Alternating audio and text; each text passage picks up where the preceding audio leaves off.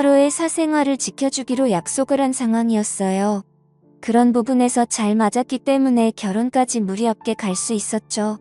연애할 때도 데이트 통장을 따로 만들어서 둘 다 같은 금액을 매달 통장에 모아놓고 그 안에서 사용하며 데이트를 했어요. 결혼할 때도 그런 성향이 이어졌고 양가 부모님께 손 벌리는 게 싫어서 남편과 제가 5천씩 모아서 1억 만들고 그 돈으로 전세 껴서 집도 얻고 혼수까지 다 맞추고 결혼했습니다.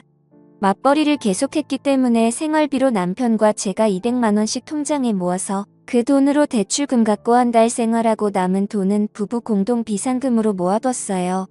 200만 원을 제외한 나머지 돈에 대해서는 전혀 터치하지 않기로 합의했습니다. 집도 각자 챙기고 효도는 스스로 하는 걸로요. 어른들은 저희처럼 정확하게 반반 나누는 결혼이 이해가 안 간다고 하시는 분들이 많은데 어떤 면으로는 굉장히 편하게 살 수 있더라고요. 쓸데없이 싸울 일도 없고 감정 소비도 줄어들어요. 서로 배우자 간에 크게 바라는 것도 없고 상처받을 일도 없습니다.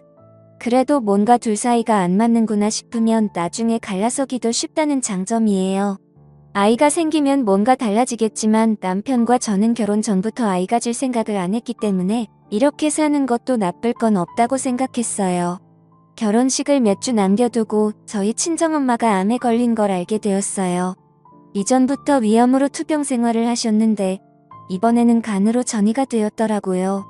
결혼식까지 시간이 얼마 남지 않아서 미뤄야 하는 건가 고민을 하고 있었는데 엄마가 결혼식은 예정대로 하라고 말씀하셔서 식은 그대로 진행하기로 했어요. 저희 엄마도 제 결혼식까지는 치르시고 일주일 뒤에 수술을 하기로 했습니다. 그러다 보니 신혼여행은 못 갔어요. 제게는 신혼여행보다 엄마의 수술이 더 중요했고 회사의 신혼여행으로 일주일 휴가 낸 걸로 엄마 병관호를 해야 제 마음이 더 편할 것 같았습니다. 그 점은 남편에게는 아직도 미안하게 생각하고 있어요. 하지만 제게는 엄마가 가장 중요한 문제니까 어쩔 수 없었죠.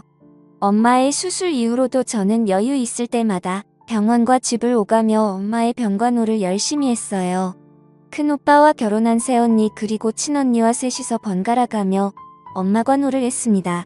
각자 일을 하고 있었기 때문에 스케줄을 나눠 돌아가며 엄마를 보살폈고 그 과정에서 우리끼리 싸우거나 감정 상하는 일은 다행히도 없었네요.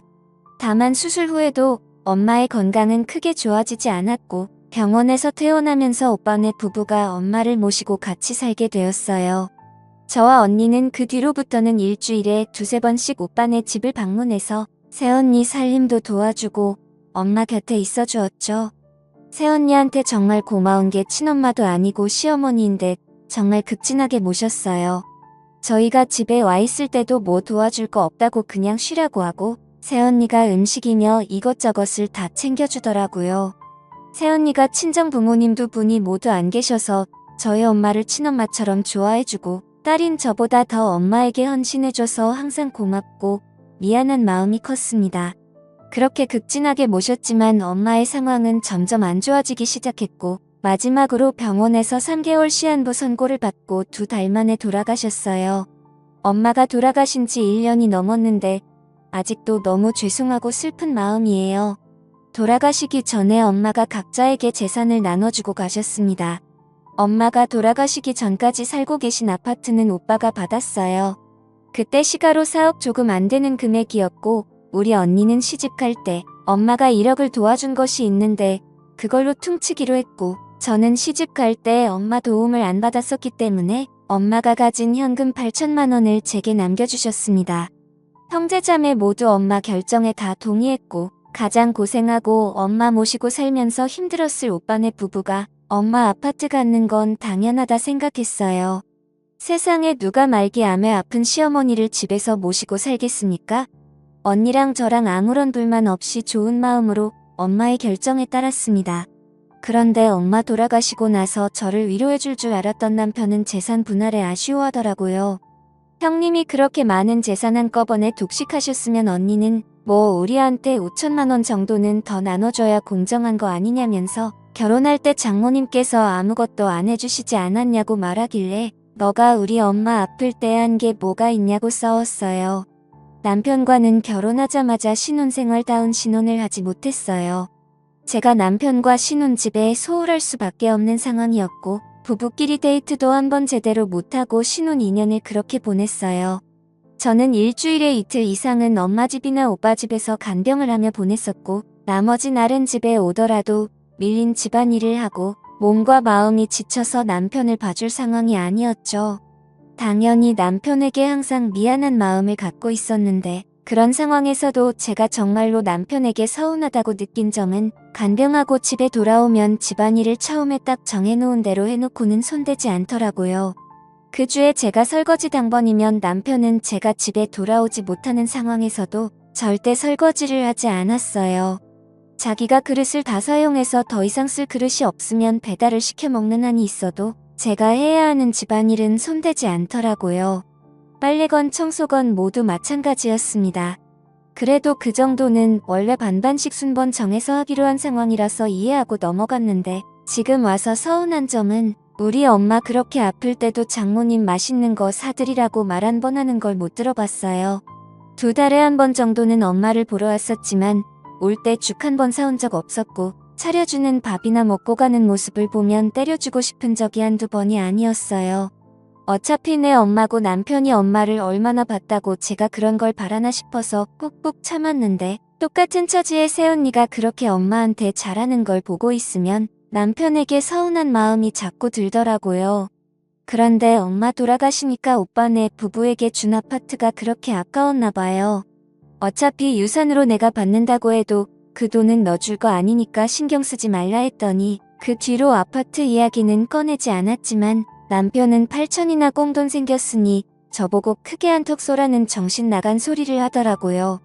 그 말 듣고 충격 먹어서 엄마 돌아가신 게 로또 당첨된 것도 아닌데 너는 무슨 말을 그따위로 하냐고. 나중에 시부모님 다 돌아가시면 우리 그 돈 받아서 유럽 여행 가자고.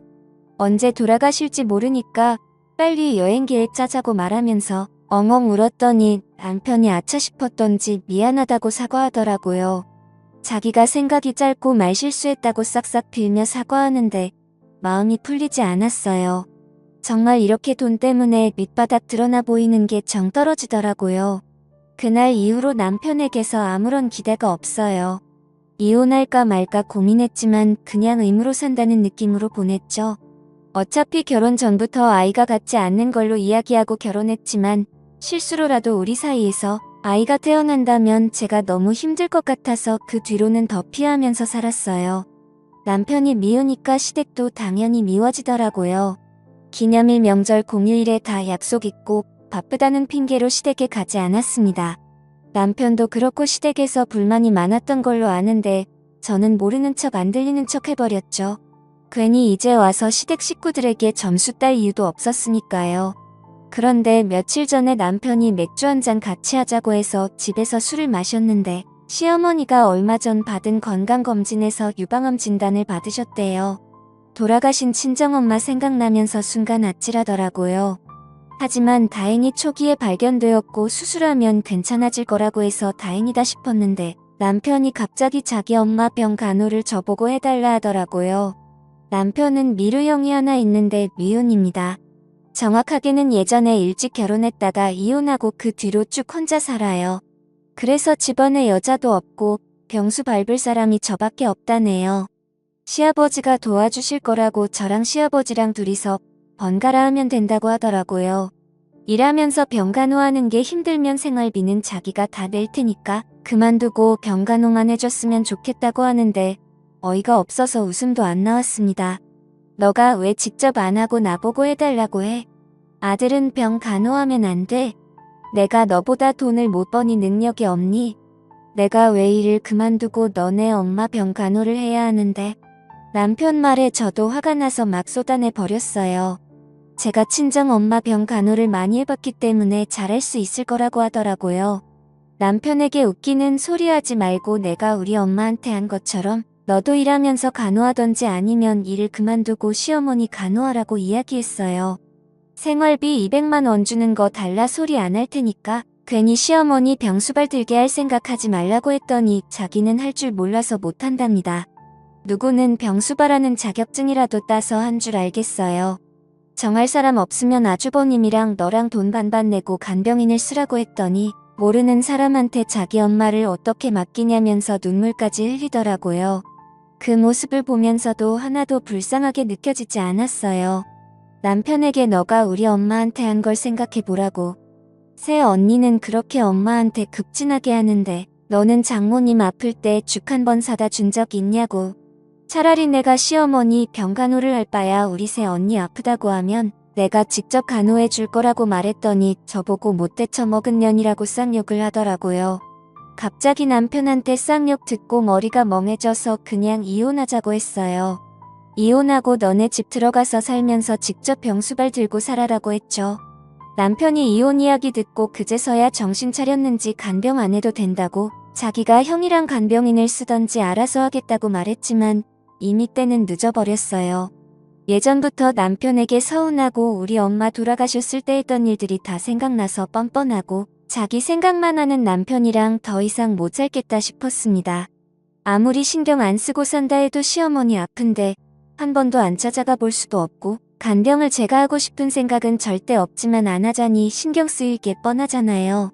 남편과 정말 안 맞는데 이쯤에서 이혼하고 각자 사는 게 맞겠다는 생각이었습니다.